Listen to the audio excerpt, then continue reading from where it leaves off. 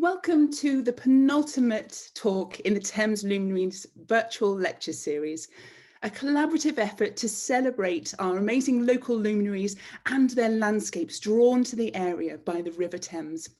My name is Rachel Morrison and I'm from Marble Hill, and I'll be the host for these lectures. So without further ado, I'll hand you over to tonight's chair. She is a lecturer and a literary historian, and she's a fantastic luminary herself. It's Professor Judith Hawley. Thank you, Rachel, for that lovely introduction.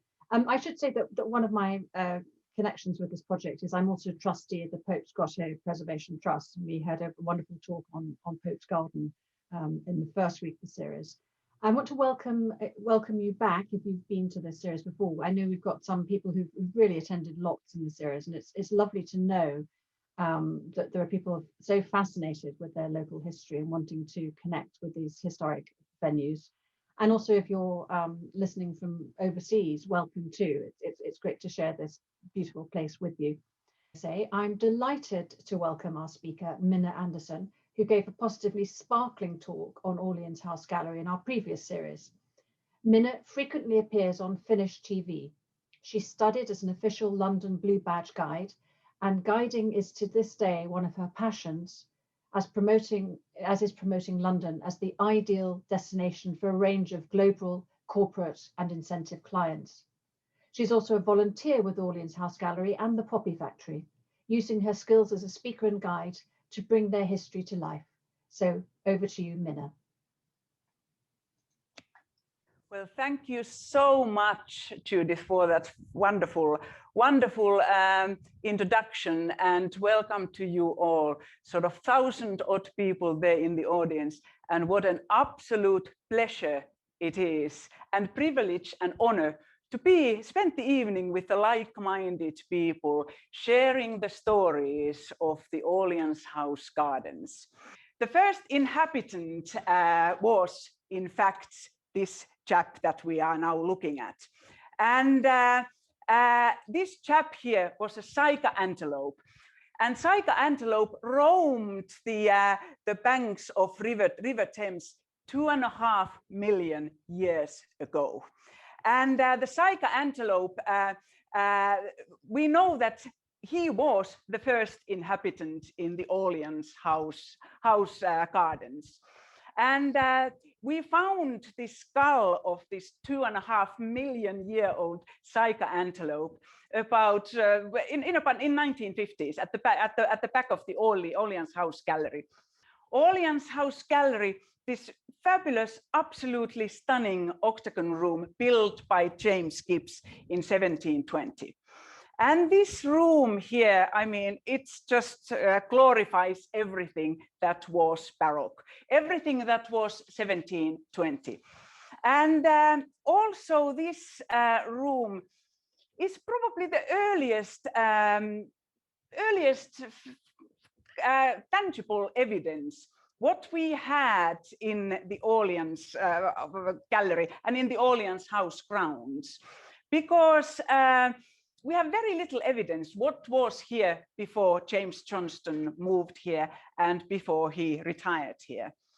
Well, before here, we know that there was a house and fruit gardens in mid-1500s. In 1600s, there was also a house where Princess Anne, the future Queen Anne, came at the end of 1690s with her very ill son, 11-year-old son, to recuperate, to have the sort of the air of London, away from the pollution of London, to come to the countryside. And he is known to have played, this 11-year-old lovely prince, was known to have played in the island that was in the middle of the, and is in the middle of the river. So then we come to, and even then, I mean, this fruit garden theme goes throughout our story. And we come to the gentleman who we can thank for why actually we are giving this talk here. James Johnston. James Johnston, he was, well, first of all, his father was executed under Charles II. So the family had to flee to Holland. And there, while they were in Holland in 1670s, 1680s, James Johnston, he was studying law. And he was also he was like a sponge. He was absolutely getting all the new influences and fashions that was in what was about to come into England from the Europe. And here we have something what he really experienced firsthand. We are in Holland, where he spent a lot of his time studying law, as I mentioned. Het Loo Palace and Het Loo Gardens. This was the palace of the future king, William III, and his wife, Mary II. And this is something that he really remembered. This is what he took in. This is what he took with him back home when he then finally decided to retire from the very stressful job of being a politician. He was a Secretary of State for Scotland. And he retired to Twickenham. Well, why to Twickenham? Because that stretch of the river, let's say from Hampton Court to Kew Palace, few miles of the stretch of the river, that was the place to be. You were close to the court and all the sort of the nobility and aristocracy. They built their houses along the river. And past 3 weeks, we have heard stories of these houses. So I always say that the stretch of the river along Twickenham was a bit like Sloane Avenue of the day. That's where you retired. That's where you sort of came to show off and see. And that's exactly what James Johnston also did. He commissioned a fellow Scot to draw a house and build a house. And fellow Scot was named, his name was John James. And he built something very plain.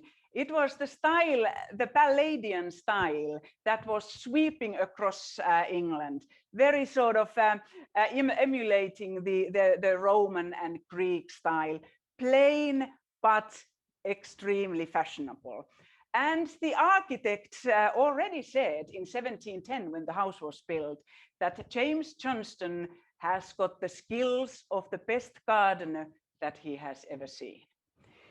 So what happened then let's say sort of in 1700s?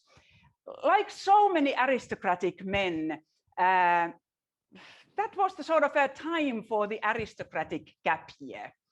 The famous Grand Tour, that the aristocratic men, they were as if it was one of their musts to do and explore Europe, explore paintings, gardens, explore all sorts of new scientific ideas. It was the age of enlightenment. And our James Johnston, of whom we will be speaking a lot more in a minute, also did that. But then also, this is quite something interesting, why I brought a book of William Sanderson from 1658. Because these paintings kept coming as a souvenir when the aristocratic gap year travelers returned back to the country. And quite interestingly, the numbers were quite staggering, that between 1720 and 1770, 50,000 paintings arrived in England and 500,000 etchings. So people didn't quite know what to do with these paintings. So William Sanderson wrote a book, Art of Painting, and gave instructions where to hang your paintings, how to spot a painting that is not real, where to buy paintings. And there's a lovely quotation, which I'm going to quote now. He gave advice where to hang your paintings in your lovely country houses that you built as a stage for those paintings. He says, and I quote, "Portraits of one's wife should be hung upstairs in private rooms in case they arouse adulterous thoughts in the minds of what he calls Italian-minded guests. Just wonderful, just wonderful. And that didn't, these guidebooks didn't just apply to paintings. The guidebooks also applied to gardens. Because very important part of the grand tour was the Italian section and the Italian section of looking gardens. So here we have a Patty Langley. Patty Langley is a local chap from Twickenham. At least he was baptized in Twickenham in 1696. And he was a gardener. He was a garden designer, and he was especially famous for Gothic structures and summer houses and very eccentric gardens. So this book, his book of principles, of new principles of gardening, is then to sort of, it has together all the sort of instructions and new ideas what to do with gardening. And because gardens weren't portable, you couldn't take the gardens with you, although one Italian virtuoso is known to have said that if our amphitheaters were portable, the English would carry them off. So guidebooks were written, garden books were written, and Patty Langley's very famous Pomona, or the Fruit Garden Illustrated from 1728, contained sort of all sorts of instructions concerning fruit gardening. And there he already singled out our James Johnston, saying that he is a great encourager of gardening. And look at this. We are now here in Twickenham. The guide or the drawing on the left-hand side is made by Patty Langley. Patty Langley, the title of this is The Improvement of a Beautiful Garden in Twickenham Plan from 1728. James Johnston's house was built in 1710, and 1720 was the gorgeous octagon room where we started. And he did a drawing, and how similar is this drawing than the beautiful gardens from Het Loo Palace in Holland? Absolutely nearly identical. And then the image on the right-hand side is then Roger Hudgins from 1999, where he's sort of imagining what the gardens looked like. Well, what was in the garden? We know that James Johnston is said to be the best, one of the best, 20 best gardeners at least in England. So what was there? There were 2 rectangular canals. Mount was important because then you could stand on the mount and look out onto the river, and the river views were completely unobstructed. There was a kitchen garden, a pleasure garden, wilderness, grotto, and a fruit garden. And not only that, but because he was really into fruit gardening, first of all, the climate was suitable and the ground and earth was very favorable for fruit gardening. So he had a 16-acre cherry garden, complete vineyard, which I will be touching upon in a minute, very rare Duke and May cherries, and Pomona, this Patty Langley's Garden Illustrated, praises James Johnston's pear called Johnston's.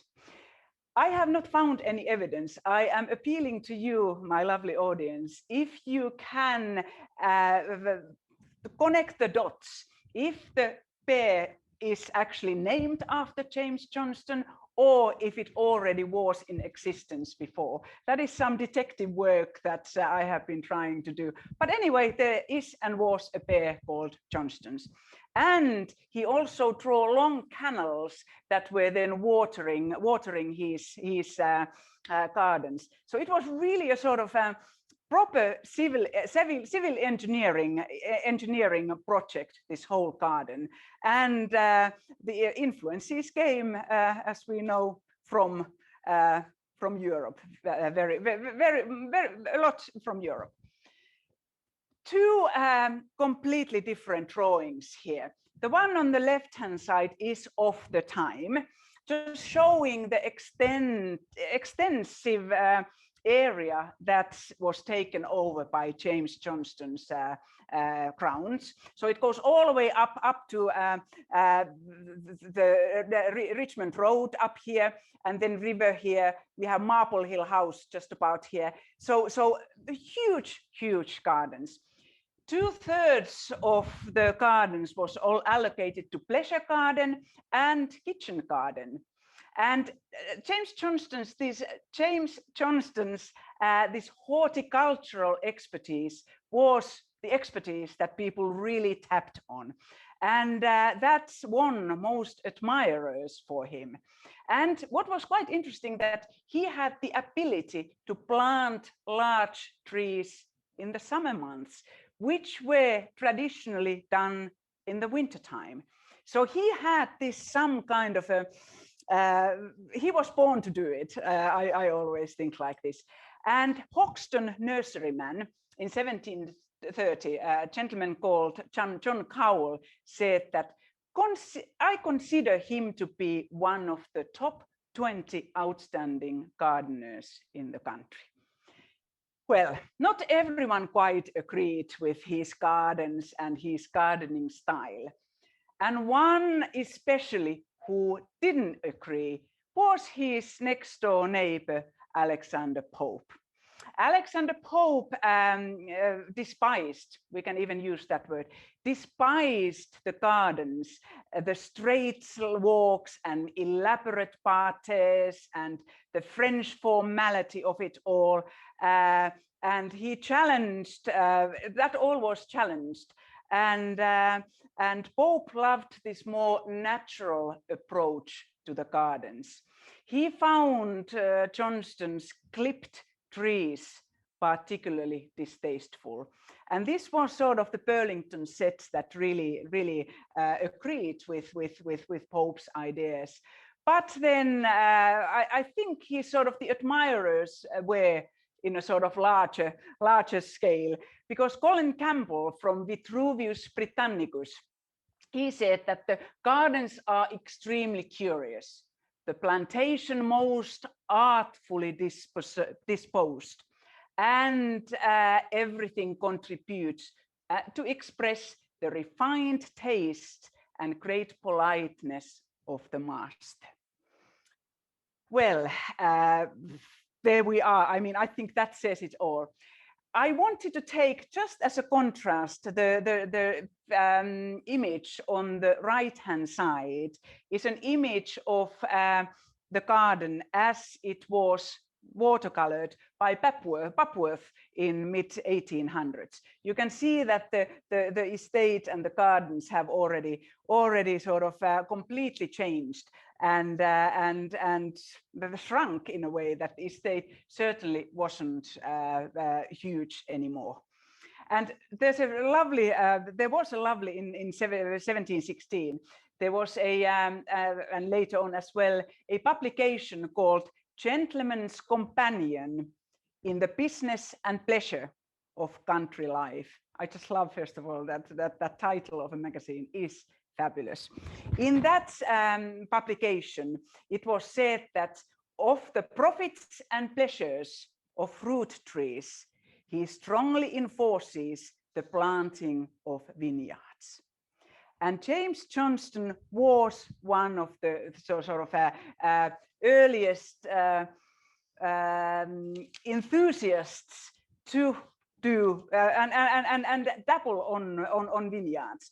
Here we have a photo. We couldn't find any images of James Johnston's gardens, the original gardens with vineyards. But hey, the image on the right-hand side actually is a wine cellar as it looks today, which is underneath the circular octagon room. So his wine cellar was there. And of course, wine in the 1700s was the nobleman's drink. It was symbol of wealth, and gin and beer, they were cheap. And the noblemen, they were seeking to distinguish themselves from the alcoholic tastes of the lower class sort of compatriots. And wine was also a source of polite conversation. And as the 1700s was the age of enlightenment, the wine reflected that. And as we know, the Georgians loved drinking. They drank here heroically. So this all then sort of fits in together. So you had to, in your sort of noble aristocratic houses, being a gardener, growing wines was quite something. And Daniel Defoe, who wrote, for example, Robinson Crusoe, he said that Mr. Johnston, who is a master of gardening, perhaps the greatest master in England, has given testimony that in England, notwithstanding the climate, the air, and the uncertain weather, he still produces most excellent wine. So there we are. It all happened here in Twickenham. And then gentleman John Mackey was saying that he slopes of wines of which he makes some hogsheads a year are very particular. Hogshead 238.7 liters. So there was a lot of wine being produced. And then, of course, another sign of wealth was the ice houses. And we have heard of ice houses over the week, if you have been with us. They were in a lot of our properties from this week. And first of all, the ice, it was sort of kept there for about a year. So it was ice. It wasn't to cool the food. It was just to keep the ice as ice. And the ice house was there. And then, of course, Thames used to freeze.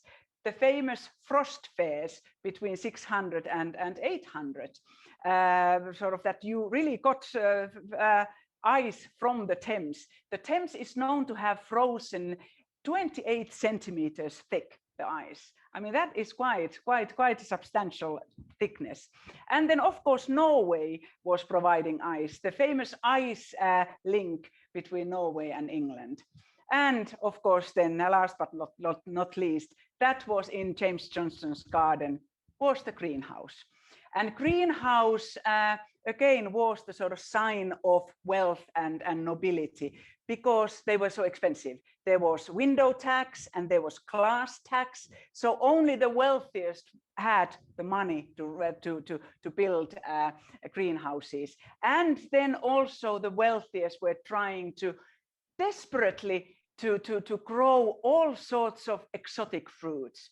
One of the exotic fruits that there were even competitions going on, who could grow the first domestic pineapple.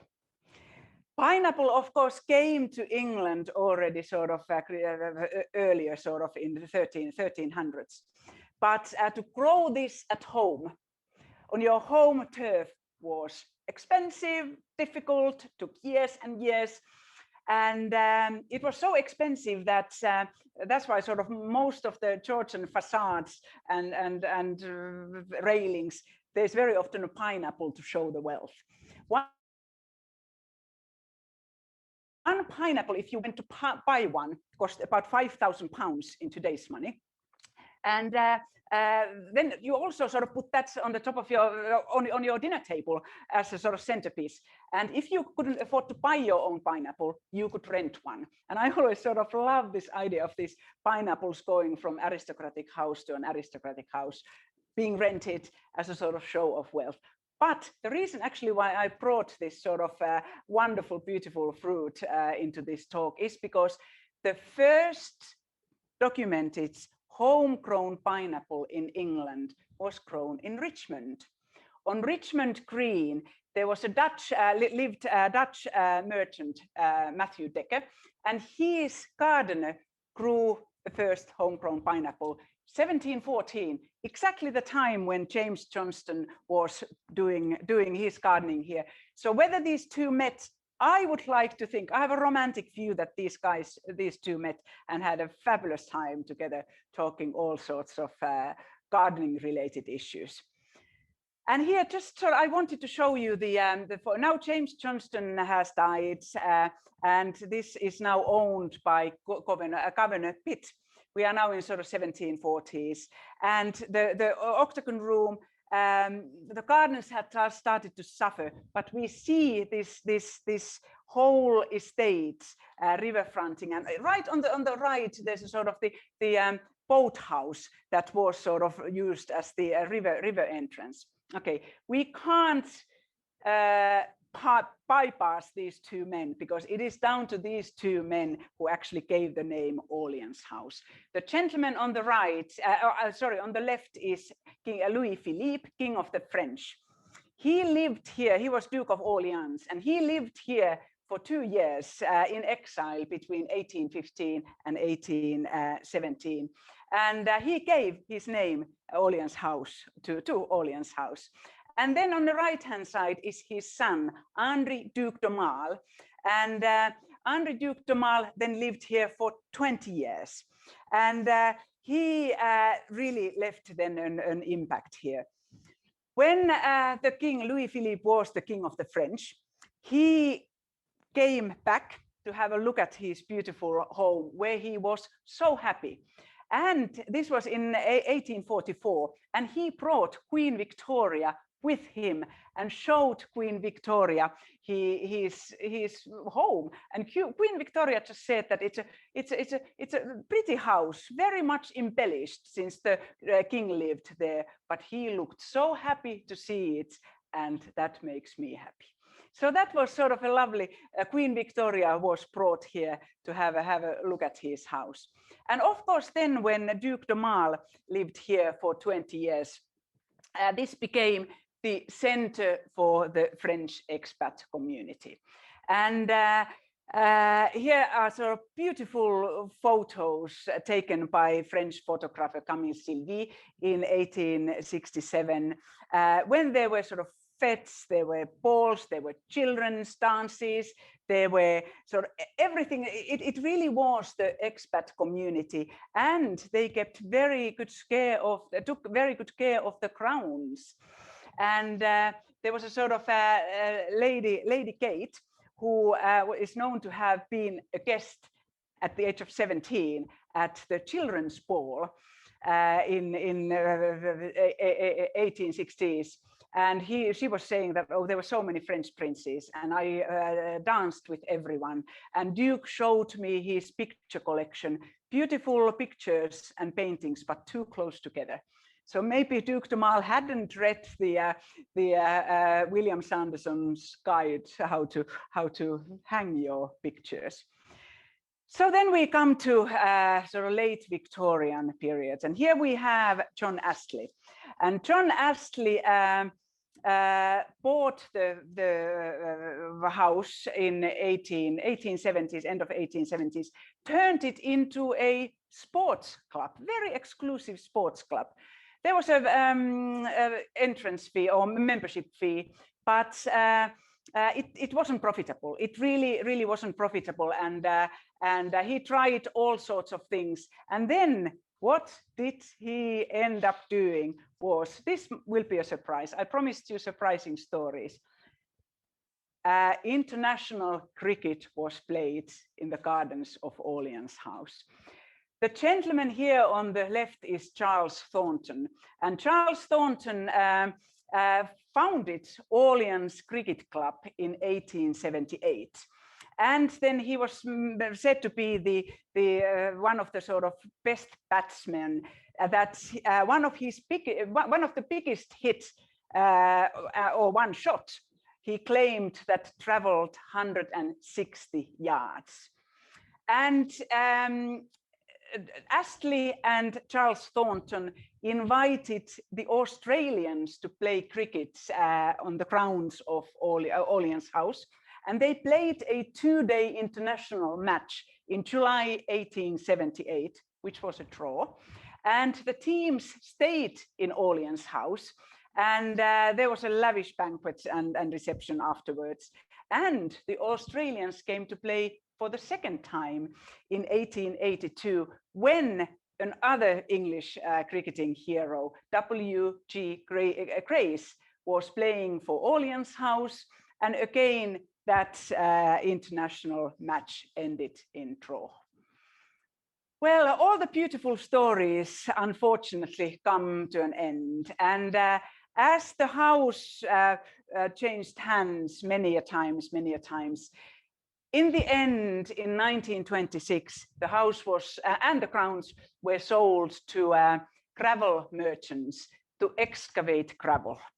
And this photo is taken in 1926, just before the gravel merchants move in. But all the fixtures and fittings have been removed if you look at the house.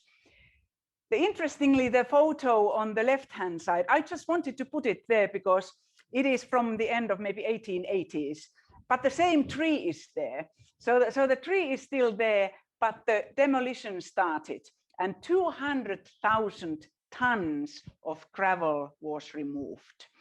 And but luckily, there was a savior living next door. Nelly Ionides, who lived in the riverside house next door. She was very wealthy. She was a collector of pictures and porcelains, and her family wealth came from the Shell Oil Company. So she got the idea, and as a shock and horror, as she was witnessing the demolition happening on her doorstep, she bought everything that was still for sale, and she managed to save the priceless octagon room, 4 trees and the grounds. And when she died in 1962, she left her about 450 paintings and the estate to Twickenham Borough. And that then has been the nest egg of the Richmond Borough art collection, which is housed in Orleans Gallery. So then we come to today. And today it is a thriving park and kept going by the volunteers. And interestingly, London still today is classed as a forest.